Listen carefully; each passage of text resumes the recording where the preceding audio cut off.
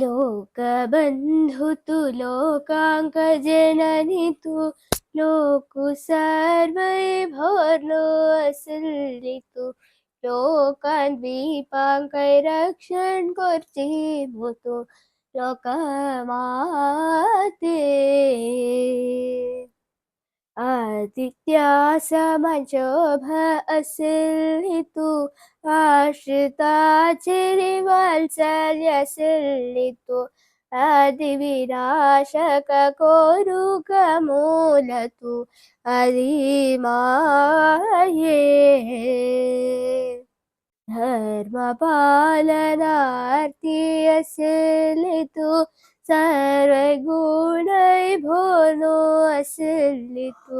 सर्वैर्देवानि पूजन् कुर्चिमुतु सर्वेश्वरी जाम चेरितु जिए की प्रीति रीम का तू वेम का चांगे गति पाम का तू